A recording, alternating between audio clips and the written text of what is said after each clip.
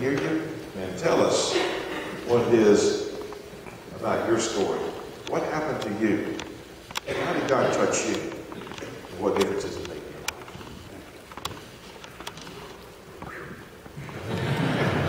I thank John Luther for this.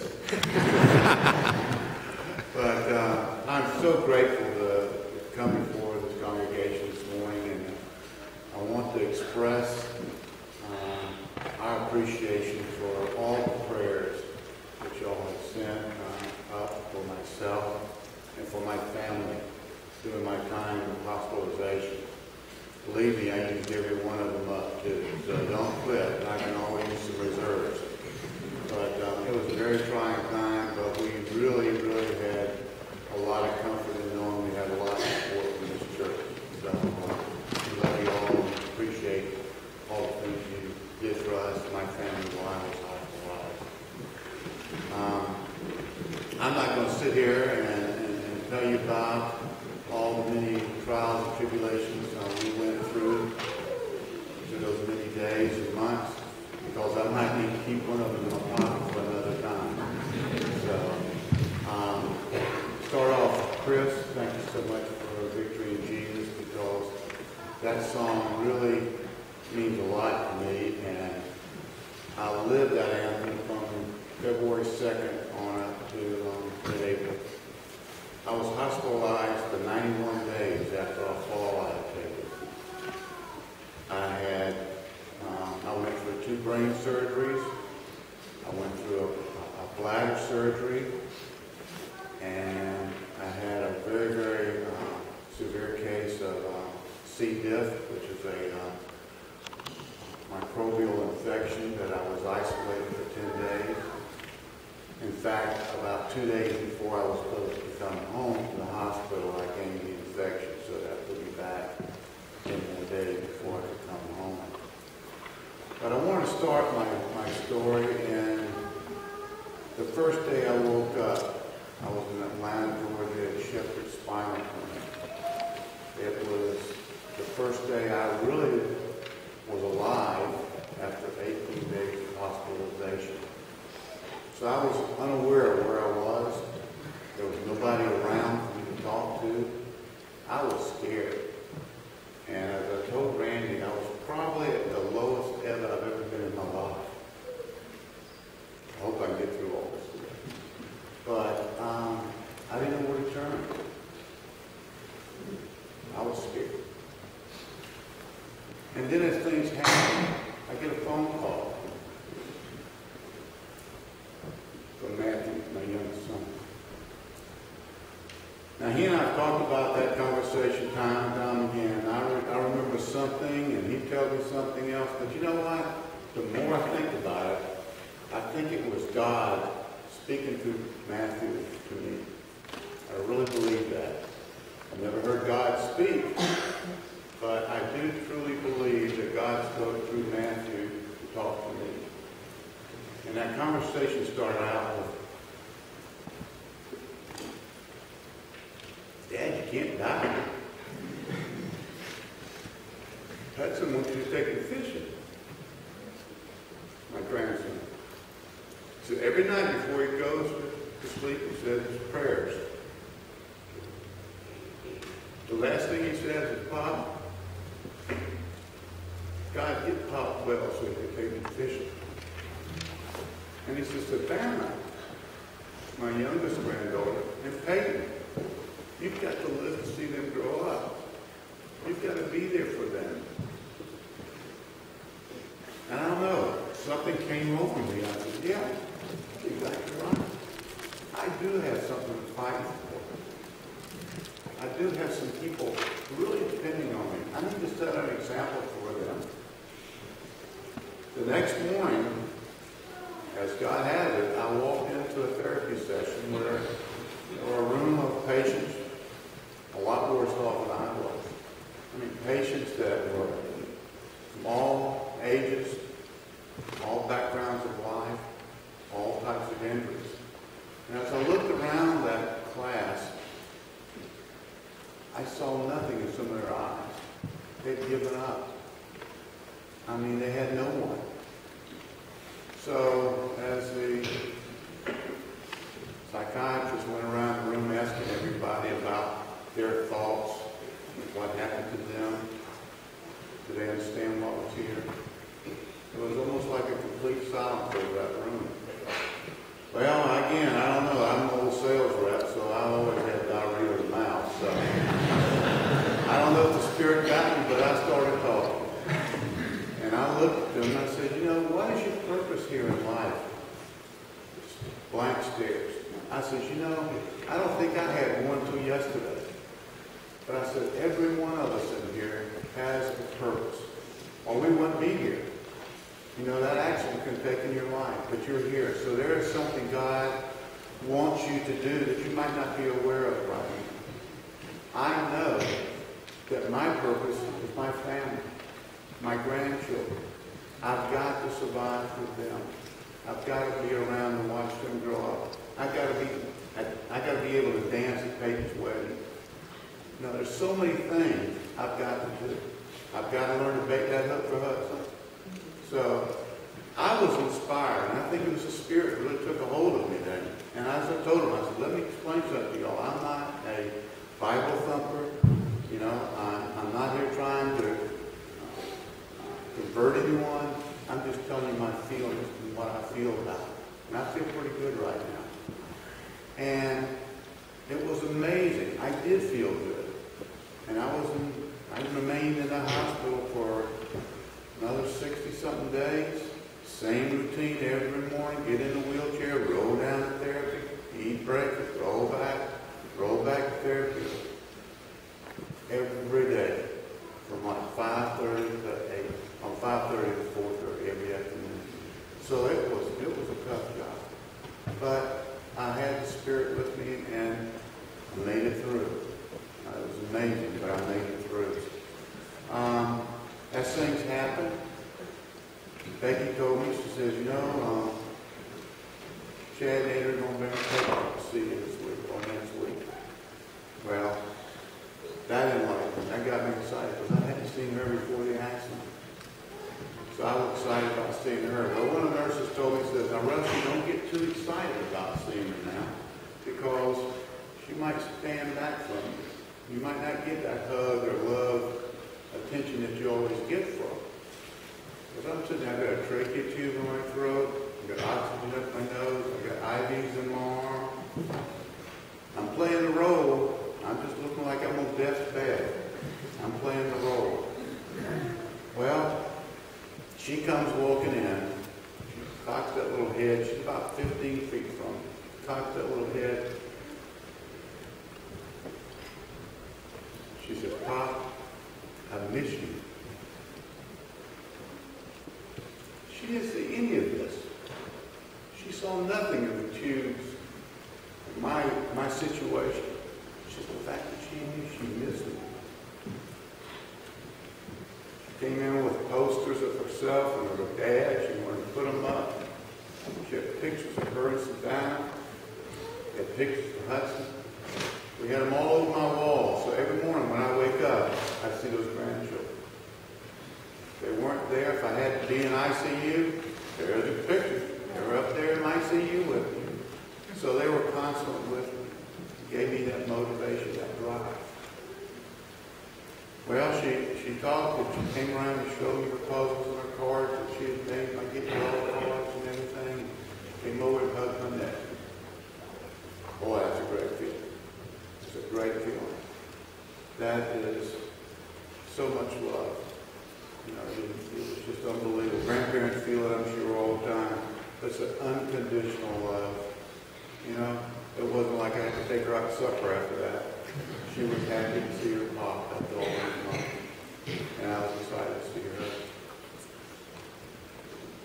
Well, everything seemed kind of rosy there for a while, but I get a hold of that C. diff. And that flipped me upside down literally. So I was basically in isolation, wearing a little yellow thing. Nobody could come up and touch me. Well, again, I'm a hugger. And that was awful tough to have gloves and a wrap. Say, stand back, he's got something. You know? But we made it through that as well. Another time, which was probably probably the most outstanding time of my life, I guess, when I look back now, is that I was in ICU one morning. I woke up, and nothing. I don't know why I was there, but I was there. And I mean, you never want to be in ICU, especially after you had a couple of brain surgeries, and bladder surgery, and C. diff. So all that didn't add up to be good. But I'm sitting there, and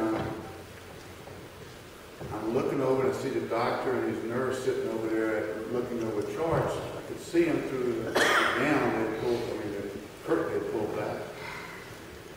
And I kept watching my blood pressure monitor. And that's something I should have never learned to read, you know. They kept going higher and higher, and I said, well, you know, the old doctor, every time he puts me on this kind of medicine, keep that stuff down. Because this thing keeps going up and going up and going up. And I said, excuse me.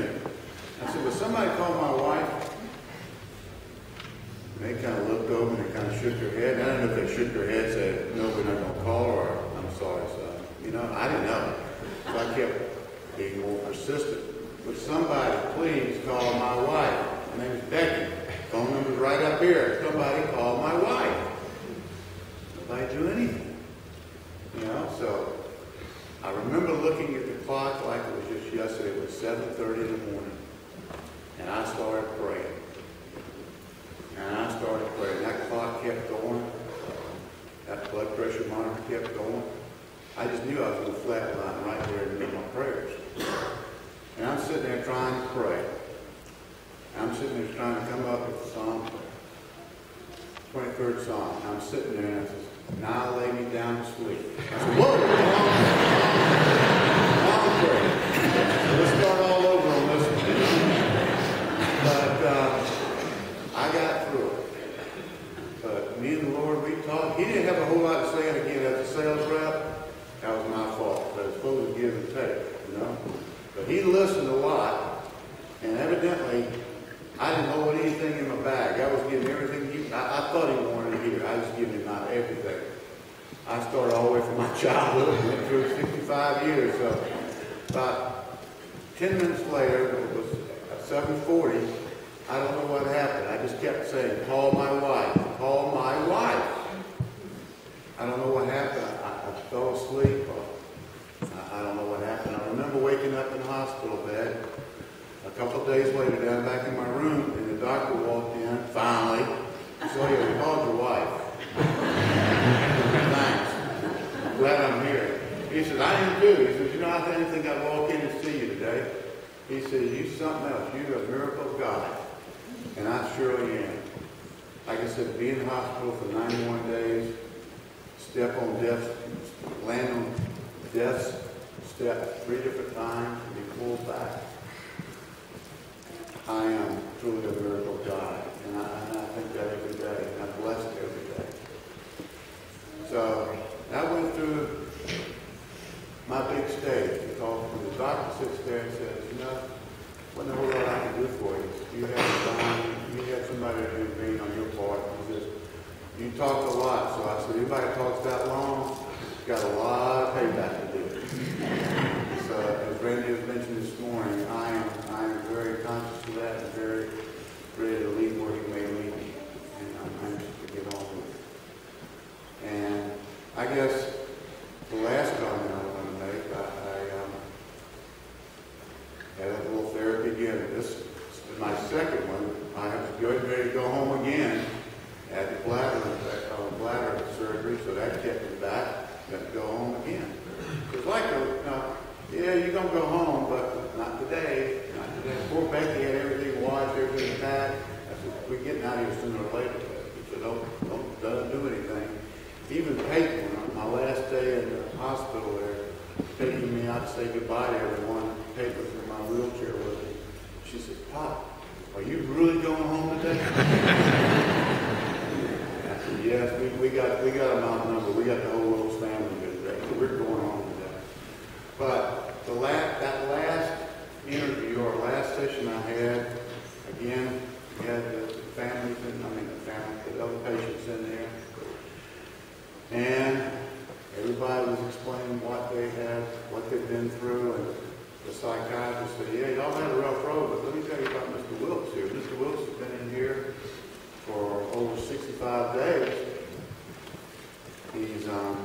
came close to death 3 times. Came close to going home within 24 hours twice. Yet he's here. He's sort of like the last man standing, so to speak. And I don't know what the young lady said, but it riled the spirit up in me, and I got on that binge again. I don't know, she said, you must have all this luck in the world, or something to that effect. I just can't remember, but it fired me up. I said, you know what, lady? I am a very lucky person. I've been here for so long. I said, I've met a lot of people that have taken care of me and got me through all this. But I said, I'm very lucky. But you see, what I have found out with this experience, that I've been in the hospital, I have a purpose now. God's given me a purpose. And I said, secondly, I found out more about my family, how strong they are, how together they were, became. And I don't want people to sit and say, well, all our families are just real tight. But it did bring our family much, much closer. My son, Chad, my oldest son, he was the author of Carry Bridge.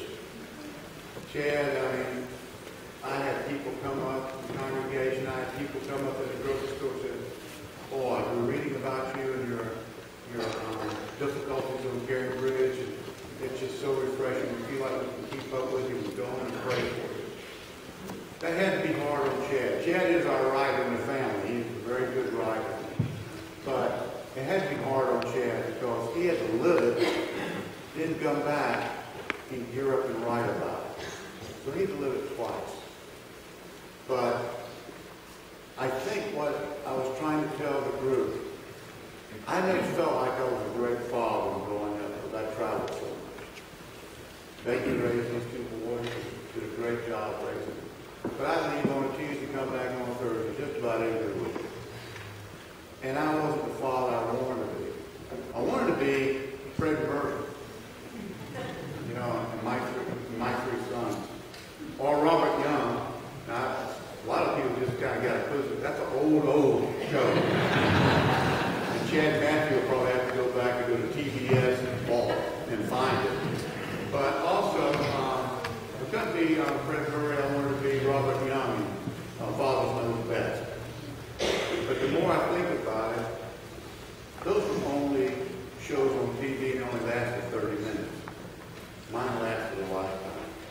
And I lost so much in that time with the boys, but seemed to grow back. And I saw the love and appreciation they had for me.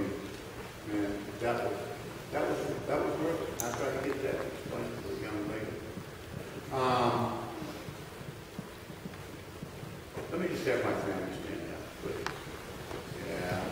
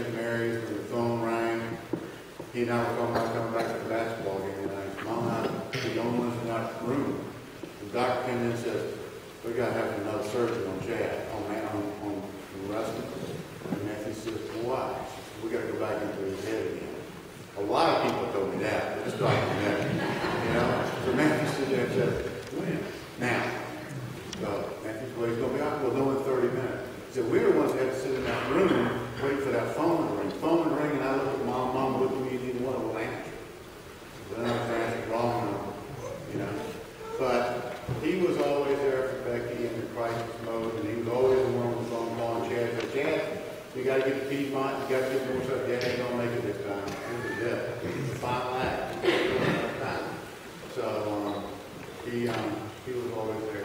And of course, Becky, good gosh, everybody knows what a wonderful person she is. But let me tell you, my love for that young lady was blossomed 18 times. She was always there. She would come to the hospital in Atlanta, leave, come home and spend the night, drive down to Union Point, be with her mother at 5 or 6 o'clock in the afternoon, and drive back to Atlanta so she could be with me. She would take my clothes. She was staying in a little apartment where the hospital furnished. She'd take my clothes and take them home and wash them so I could go to therapy the next morning. But things like that. So, time I gotta get into it. We got one more thing to do, so. All right. Go finish it up. You're doing good. You're doing good. We were worried about the time Becky's been doing this. I know something about tapping on the shoulder, you know? But anyway, my family has been a blessing. Becky, poor girl, driven, had to drive me to therapy, had to drive me here. She has my little pills fixed out for me each week, so I know what pills to take. So, you know, I couldn't have done it without my family. I couldn't have done it without y'all's prayers. So, like I said, I'm keeping the rest of the story in the pocket, and we got a little longer time, but it was an amazing journey. It had to be, we did laugh. Believe it or not, we had some times we laughed a lot. And I think that just shows you we were convinced that everything was going to be all right. And I'm so happy. I'm so happy. Thank you.